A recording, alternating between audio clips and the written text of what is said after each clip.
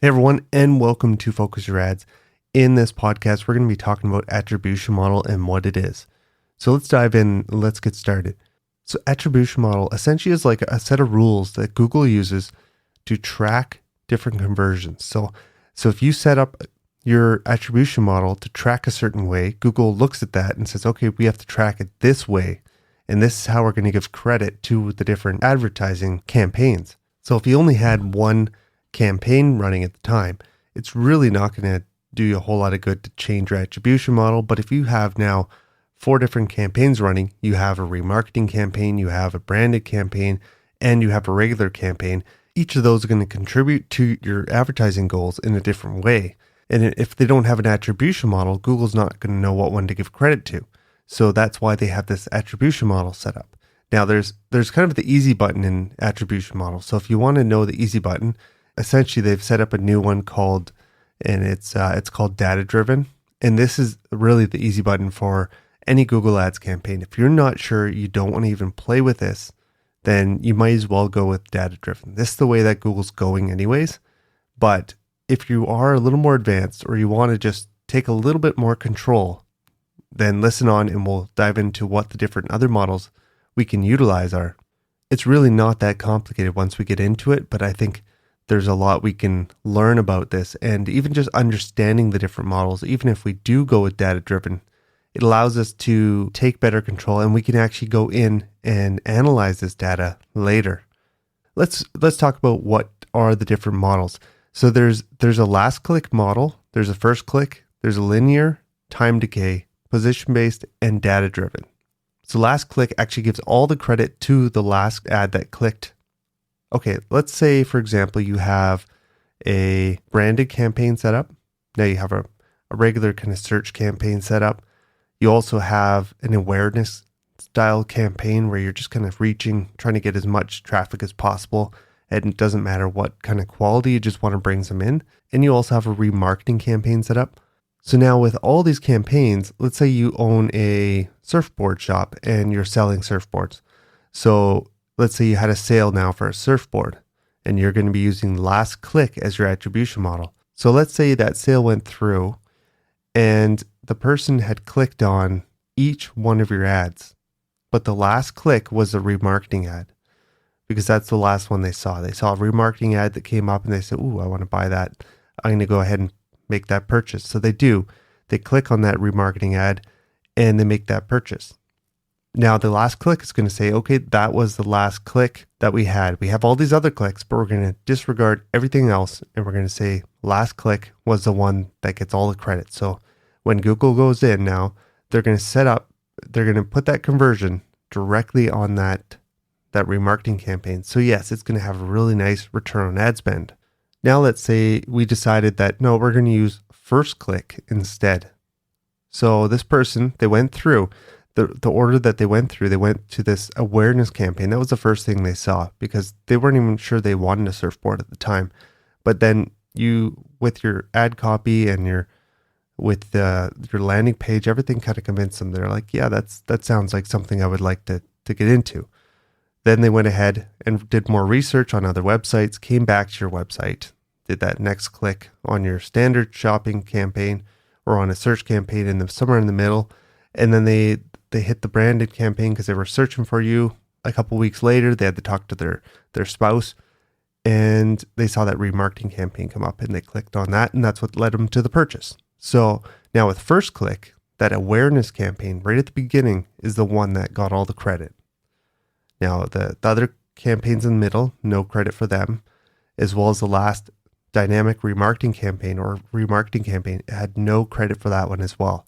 So it all comes back to that first campaign. We're giving all the credit to the awareness campaign. So this is more of a strategy if you're looking to really grow quickly. Cost is not really a big issue.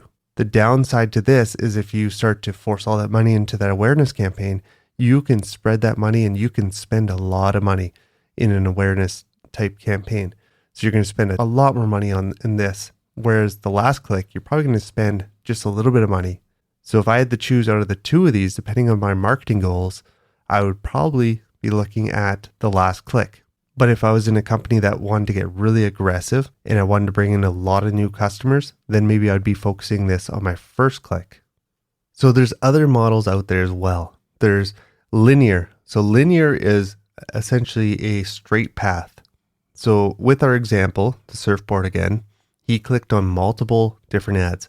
So what's going to happen is when you see this attribution show up in your Google ads, so you see that the conversion shows up in your ads, it's going to spread that out between all the different campaigns. So you're going to see a click on the first ad he clicked on, the second one, the third one, and the last one. All that's going to get credit. So if it's, let's say he's doing 4 different clicks, so it's going to be 25% for each click. So you're going to get something that looks like a 0.25 on each different campaign. So it's going to look odd, and it's going to split up the conversion value as well. So if you have a conversion value of $1,000, it's going to split this between the 4 of them, and it's going to show $250 was for the first one, was conversion for the first one. Then you have $250 for the second, third, and fourth. So this is good if you want to know that every click had about the same weight. I wouldn't say that this is going to be the best way to track your ads, but it's going to show now that all these other clicks in the middle do get credit for that. So it's not going to leave them out. None of the ads are going to get left out of this conversion, which is a good thing. But it doesn't mean it's the best attribution model for your business. So we're going to look at a few other ones. All right, so let's dive into time decay. So time decay works in a different way. It works off time rather than off of how many clicks you've had. So if we go, let's say we had an 8-day period, and let's pretend that at the beginning we had, let's say this happened 8 days ago, we had a click on that awareness campaign. And then at the end, we had another click that just happened. That's where the sale became out of. Let's say it's remarketing campaign. And then over time, what Google's going to do is they're going to lower that conversion. So the first click we had is going to get about 50% of the conversion. And the last click that we had is going to get the majority of that. So it's going to be about half. So that second click is going to be about double whatever the first click is. And those should equal to 100. So I think it's going to be around 30% for that first click that happened 8 days ago. And then around 60% for that last click. So it ends up equaling 9. I'm sure there's going to be a percentage in there, so I'd have to do the math to figure it out, but it's going to be a percentage in there because it's going to be exactly half. And that's because Google works on a 7-day half-life is what they call it. So after 7 days, they're going to divide it by half, and essentially it's worth twice as much to happen at this time as it is 7 days ago. All right, so the next one here is position-based. So this is one of my favorite attribution models because it gives a little bit of credit. It gives more credit to the first click. It gives more credit to the last click, but you also get to see what's happening in between. So it gives 40% of the credit to the first click, 40% to the last click. Then the remaining 20% gets spread out between the other clicks. So you could have 13 different clicks. All that credit is going to be spread out between the ones in the middle, and the majority is going to be given to that first click and the last click. And this allows you to focus on getting that traffic as well as converting that traffic. And then everything in between is going to get still some credit. So you do get to see where they're clicking and what's bringing them in, but the majority is going to be on that first and last click. The last one here, again, is going to be the easy button. This is data driven. So this is where Google takes the data that you have from your store, it looks at it, and it determines what the best attribution model is for your business. So we could just make a guess on your business, and that's probably what you'll have to do if you're starting out. You might have to pick last click or position based, or maybe you want to go with data driven. But if you're already running for a little while, or maybe you are going to revisit this in the future, what you can do is you can examine this. So you can go up to your tools and settings, then it's under attribution, and you're going to pull up this report now that allows you to actually compare things. So on the left, you'll find one called model comparison. So this is the one that I like to use if I'm comparing the different attribution models within Google Ads. So you can now select one different model. So I could select last click and I could select data driven. And now I can pick a time frame that I want to examine. Now, as long as there's conversions in that time frame, we're going to see that it's going to show us how many conversions were on the last click. We're also going to see how many conversions were on the data driven. And then it's going to show us the percentage, the change that happened, and have a little arrow up or down, whether it's an increase or a decrease. We have the ability to jump into columns, and we can add a few different columns. There's, I think, 3 different columns. One of them is conversion, cost over conversion. Then there's conversion value, and then there's conversion value over cost. So your ROAS. So you can now compare these and see what one actually, how it affects your ROAS. It's obviously not changing your ROAS, but it's going to show you that maybe if you were on last click, you would have made a better decision. Or maybe if you were on position based, you would make better decisions around this certain campaign. This happens a lot with branded campaigns, because if you have branded searches coming through, those are really going to affect your campaign on last click, because branded is a last click. Most people are searching for your brand, are ready to buy. It's the last thing they're doing. And if you have yours set up at last click, then your brand is going to get a ton of traffic that is going to be converting. So it's going to have a really, really high conversion rate. If you see that as a problem, then you're going to want to set this up maybe as position based, and maybe even want to do a first click. I don't really suggest first click, but unless you really know what you're doing, but I would suggest maybe trying position based, linear, or even data driven, and see what comes out of that. But data driven can also lean towards the branded side.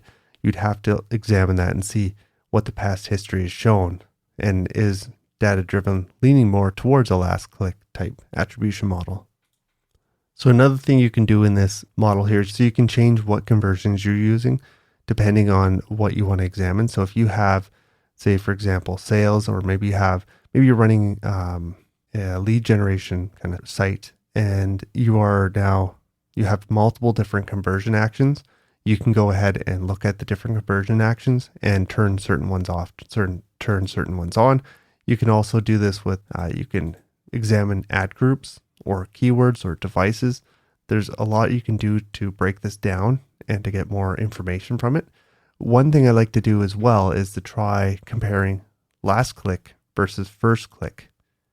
If you do this, you'll really see the difference, and you'll understand the difference between a last click and a first click. And if you have a branded campaign, you'll start to see that branded is going to go up when you have last click, and it's going to go down on this first click. And you might see your awareness might really go up when it comes to having a first click type strategy. So you play around with this, and you'll get a really good sense of what's happening in your store and where people are clicking. I like to play with this even when I'm not considering changing my attribution model. Sometimes it's a place to go if I'm trying to figure out how a conversion's coming in. How are these people coming in, and where are they converting, and what ads are working the most effective? And I like to look at this and switch things around, and it gives me a little bit more insight into things. Now, this is less to do with attribution model, but it is important, and it's kind of along the same lines. So when you're looking at your Google Ads and you have all your columns pulled up, there's a couple columns that normally people don't pull up. There's one, it's conversions, and in brackets, it has by conversion time. The difference between conversions and conversions by conversion time is that conversions are when someone actually clicked your ad. So this is when someone actually clicked. Conversions by time is actually when someone made the sale. So sometimes you'll notice that analytics will say that you had a sale. Your store will say you had a sale, and the money will come in. You'll be like, I had a sale. But Google Ads won't report that sale. Well, where did that conversion go? So now you can look and pull up that conversion value or conversion by time. And if you pull that column up, you'll probably see that that conversion came through, but then you look and you don't see the conversion. This is because it happened a few days ago. So that someone, whoever is buying from your store, maybe clicked your ad several days ago, and now they've come back to purchase. So there's a handy feature in here called segment. So click on segment, and you go down to where it says conversions, and you can go days to conversions. And then once you break this down this way, it's going to break out all your conversions by how many days it took to convert. So now you can actually look and see, okay, we had a sale today, but when did the actual conversion take place? So you can see that, okay, it happened 4 days ago. That's when we got our click. This is just one more tool in your tool belt to really help you examine the different conversions. So now that we know a little bit more about conversion attribution, let's talk about what would work for you. We have multiple different kinds of conversion attribution models that we can use. We have last click, first click, linear, time decay, position based, and data driven. Now you know a little bit more about these. So why would we go with a last click? So if we had last click is a very simple attribution model, and it's going to keep things nice and simple. And you know that the last click is going to be the one that gives you all the credit. So if you were looking to get the most out of the lowest part of the funnel, then this might be the strategy for you. This is going to be those low funnel clicks, but you have to be careful, because if someone's coming in from maybe the middle of the funnel somewhere, and now you start to cut out that middle funnel because you don't see conversions there, you're going to be slowly killing your business by only focusing on the last click. First click, you're going to probably bring in lots of traffic and you might have great sales, but you could be potentially spending a ton when it comes to first click. Linear is going to give you a nice baseline across everything. But the downside to this is that although it's giving you a baseline across everything, it doesn't mean that every click is should be treated equally. If we're bringing traffic in, that's pretty important traffic. And if we're making that sale, that's pretty important to have on the back end. But in the middle, people might come and go quite a few times. And is that traffic as important as the stuff on the outside edges? Maybe not, maybe it is. But that's something you'd have to consider. Time decay, again, over time, those clicks are going to get less and less valuable. If you know that the most important clicks to you are the ones that happened very recently, then this could be an important strategy to you. Again, it's going to be very specific to your situation. Position based is one of the ones I do jump to the most. It allows you to have the most at the beginning and the most at the end. So you see that first and last click, and then it gives you a little bit of credit in between. So you don't lose track of the potential clicks that happened in the middle, and you don't make adjustments without seeing that. But you still get the majority of that credit goes to the first, majority of the credit goes to the last. Downside to the position-based one is you're spreading things out. So maybe you wanted to focus on that low funnel, but now you're spreading it out a little bit more. So if you had last click, you might be focused more on that bottom of the funnel traffic. But in this case, it's spreading out a little bit further. So you might end up straying away from that low bottom of the funnel traffic and have less of that instant conversion type traffic. Data driven, I found to work fine. However, sometimes I found it went straight to like a last click. It's using the data you have. So if you don't have a lot of data, there's nothing for it to use. So keep that in mind. If you're just starting out, you might want to pick one of the other attribution models. Even though it does recommend going with data driven, sometimes it's best to start out with something that's controlled by you, and then you can go into data driven later and let Google now select what's going to be best for your different attribution models. So again, there's no real right or wrong when it comes to attribution model. It's going to come down to what's going to work best for your business. And you have to make that decision. You have to think through it and try to think of your customer and say, well, what would make most sense for my customer? Examine the data, look at it and see, should we change this? Should we leave it the same?